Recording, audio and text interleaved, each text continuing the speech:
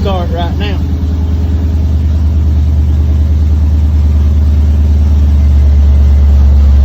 Walks itself right on down just like it should.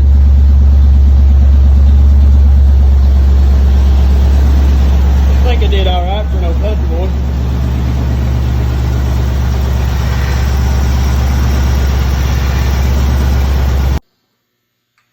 Alright guys, today we're doing another little project. I know I told you when we was doing the big green car and info with the Duramax and a few other things that I had another little car. This is a little Pontiac Phoenix. We have put a Nova grill in. Reason being, if you remember, that hood was on our big nitrous car that is up at my house. We were actually down in my garage doing this job here. This is a little 355 Chevy. It's got 69 Corvette heads. They're not 202s. They're double hump heads, but they're not 202s. They were 194s at one time, and they had the valves redone in them when I got them to 198s. So the 198 intakes, 150 exhaust. When we first built the little engine, we kind of modeled it after a motor out of Hot Rod magazine called the Daffy Duck. Okay, it's not it's Chevy Hot Rod magazine or something like that. If you punch in a 355 engine called Daffy Duck, you'll find it. You'll find they done all kinds of different pulls with it, and with the Trick Flow heads, 194 heads, which is about as close as you're going to get with a set of double humps without doing a whole bunch of work. This is what I decided to go with. These are 63cc heads. Trick Flows are 64s, and they do got 202 valves in them. But the one thing I want you to note is the quench on this head. I know you can't see the piston, but there's a spark plug hole. Right there's the piston. I mean, it's right there. So yeah, there's not a whole lot of over rev room there. If something turns loose, I mean, I've just got a nasty mess. There ain't no doubt about it. But what we're going to do is we put a supercharger on it, then we put the 5-tech system on it. Just kept upgrading, you know. The little motor ain't got maybe, he'd be lucky to have 200 miles on it since the build, you know. But that's part of building cars and race cars and that sort of thing. So what we're going to do is, we all know that roller rockers do really good. So we're not going to put studs in, because the 69 model heads, really, if you look right here, and I'll show them to you again, right there where the push rods go through, those are really tight. You don't get a lot of wiggle room like that, so you ain't gotta worry about that. And I know a lot of you older guys will say, oh, you gotta worry about the studs pulling out. Well, yes and no, not on these. They have a pin drilled through the side of them and push in. Now, I hear it the other day, well, I know somebody that knows something. Well, you may. I'm not saying that you don't. You know, you should get uptight and upset. But these heads were redone at a good machine shop and all of that. And everything was, you know, all the pins and everything were replaced, because the guy I got them off of was doing just a little mild build. I had no intentions of doing all this, but why not? It's fun, right? Just take your time and keep going. The 5-tech system, yes, I know there's going to be questions about that. That is probably one of the greatest systems ever. I love it so far. What little bit I've got to play with it. So here's the next cute thing. In this box I have a set of the rockers. Gentleman bought them brand new. As you can tell, they got a few little scars on them right there, and they were hitting right there. Valve train geometry. But anyway, I got on the marketplace, you know, and this and that, and the guy had them on there for $65, and I thought, you know what, try it. You know, for $65, if you got 3/4 of them, you got half of them, you could buy the others and still come out in good shape. So that's what we're going to do with this. But like I said,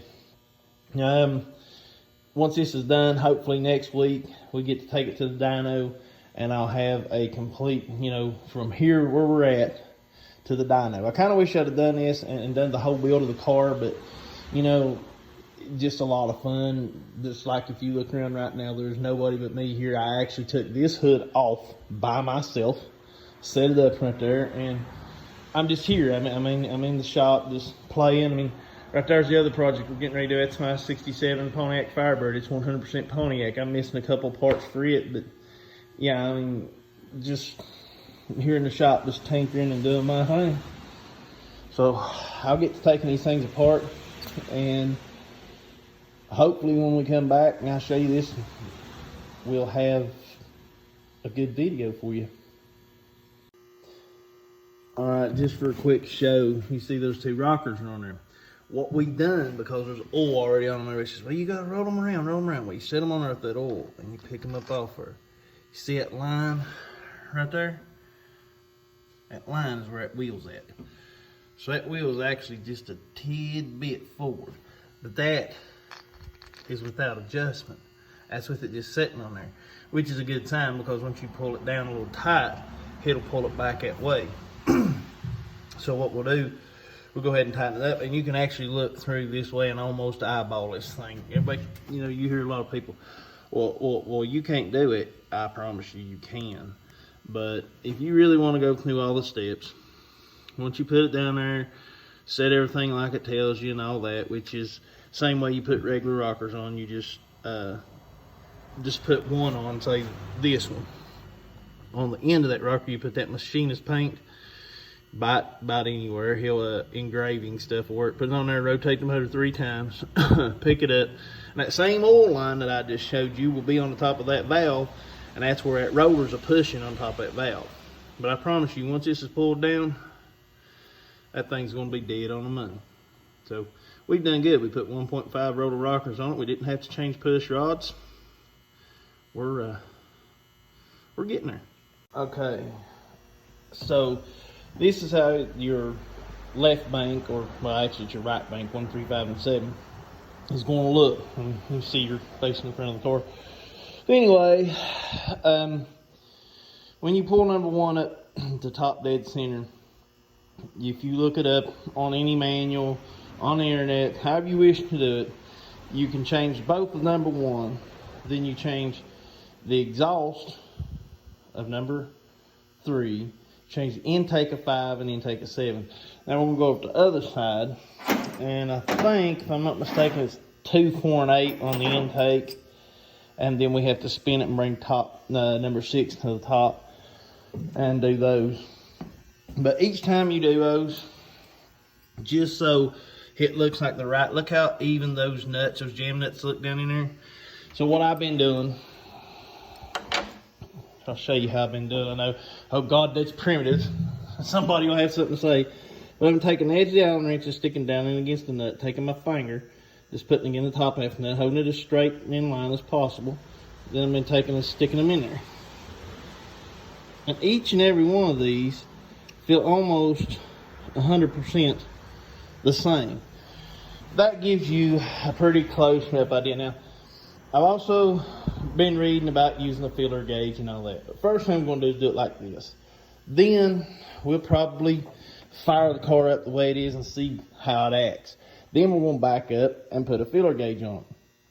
The reason for this is, well, I've got stamped crappy valve covers and shitty gaskets. That's the reason they're leaking. So we're going to do it that way. I know it probably seems like double work to y'all. And, you know, here's the thing. You can't get in a hurry with this.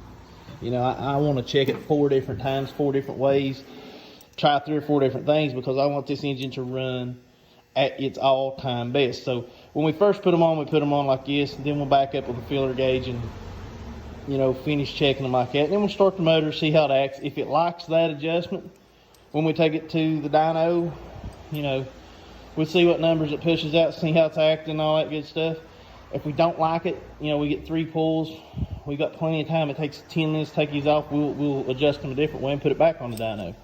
And hopefully, which it's just about a guarantee, I'm going to have that on there as well, of how much horsepower this little motor makes. So, yeah, we'll get started on this side now.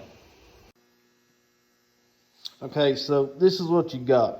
When you put number 1 on the top, you got 3 cylinders over here you do, only 1 on, okay? And when you do your right hand bank, or left hand bank, however you want to say it, but it's right hand bank, I promise you. Some people get confused, don't really matter to me. You do 4 of them. See what I'm saying?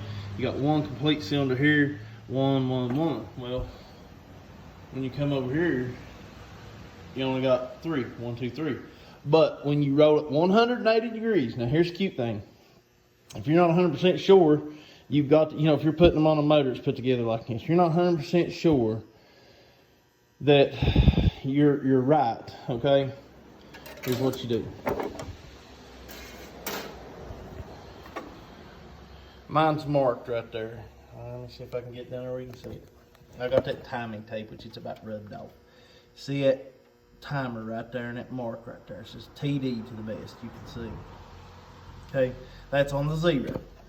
Well, when we're done, because I built this motor and stuff like that, you watch the valves. You can do it 3 ways. First way, as you roll it over, you'll watch your intake and your exhaust opener closed. Well, you'll stick that piece of metal, hence this thing, close rod, whatever, in the head until make sure it comes up to the top.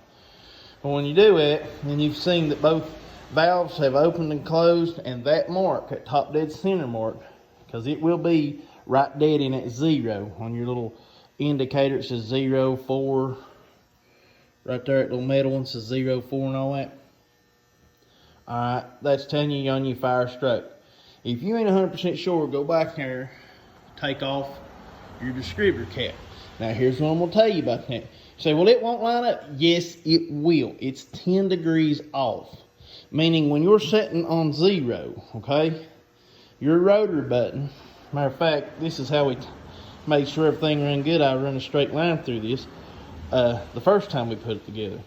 Your rotor button is, say your cam card called for 10 degrees or 7 degrees or whatever. If you took a round wheel and dropped 360 degrees on it and set it on there, it would be setting 7 degrees before top dead center. So when you hit that on 0, it's going to actually be after top dead center. You see what I'm saying? Your rotor button will be too far. But Chevrolet 1843657 right? When you pull that, if you look and it's within that little specter, one way or the other, on the front side or the back side of where your number 1 plug is, you know your top dead center number 1 fire stroke. Okay? Anyhow, you roll a complete 180 degrees, right? Or 360 degrees, I'm sorry. 180, 360. You roll a complete 1 turn around. Okay? 360 degrees. I don't know why I said 180. I got my brain thinking about something else. But anyhow, when you do it, that's number 6. So you come over here to number 6 cylinder. Don't forget my little piece of metal. And while you're doing that, you've watched both of those valves right here has went up and down. And let's see if I'm right. Oh, jeez. Miraculously, there sits my piston. Now remember, the quench on these heads are real tight. These are 63cc heads with Mr. Goodwrench gaskets, and those gaskets are only, if I'm not mistaken, when I ordered those, I think those are 15 thousandths thick or something like that, I think. I can't really remember. I can't swear to everything I do. Anyway, now we've done turned it 360 degrees, 1 full revolution. Now we do the rest of them. All it is backwards from what you've done before. So now we take all the rest off, put all the new on, do it exactly like it tells you. Now, what I've got on roller rockers is you take and twist your fingers until this right here stops, till your push rod stops. Well, I've done that. So we're going to try it and see how it works. Had an older fella tell me you can't do it that way. It's got to be done by lash. I said, well, it's not a solid roller cam or a solid lifter cam, so how you going to adjust your lash? You got to pump up and down. It has to have a base. So we're going to do it this way first and see how the engine runs. You'll know it'll get hot, it'll do stupid stuff. But here's the next thing, like I've been telling you. If you look at all the original factory ones and you look, there's 2 or 3 threads there. I count 3. Each one of these, when its motor went back together, was identical. Okay, when we put these rollers on there and we done it exactly like the instructions I've got says, when you stick in the top of it, like I showed you, all around the whole motor, each and every one of them hit right at dead on the, the same exact thing. And we'll take a caliper and stick down there and see if how close it is. So when you're that close, you got to be pretty well right on this. Like I said, it's the first time I've ever done roller rockers. We done the pre-stamped roller rockers. They're the stamped rockers like the factories, but they got a roller tip. We've done those. So, something to try out and see what we got. Anyway, as soon as we're done, I'll show you the finished product and we'll fire the car up.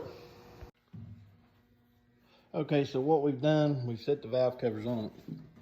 And we're getting ready to do its initial fire up. And reason I left them loose is because they was leaking anyway, and we're going to change them, but I just need something to hold the oil in for right now. So then, just in case the rockers hit them, which I know they won't, but for giggles. Our fuel pump up on our Firetech system.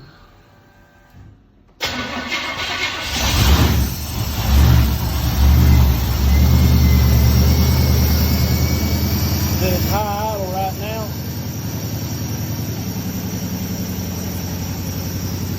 Check the oil pressure. We've got right at 70 pounds of oil pressure. Still in our high idle. This Firetech system warms up so many seconds and it starts bringing its idle down. And when the sensor right there sees it at 150, it goes to complete idle. Slow side, we're coming down.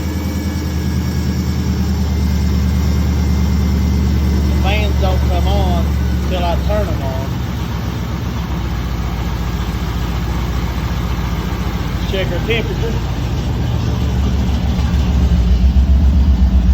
We're right about 130 degrees, so we're still kind of cool. We don't need our fans. See how we sound.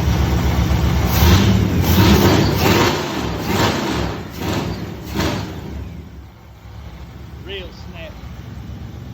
Now, we've run it. We're going to let it run and idle for about a minute. And once we've done that, we'll pull the valve covers back off, look at our rockers, and all that good stuff. And pretty much we'll go get us a good set of valve covers and then put stud griddles on them.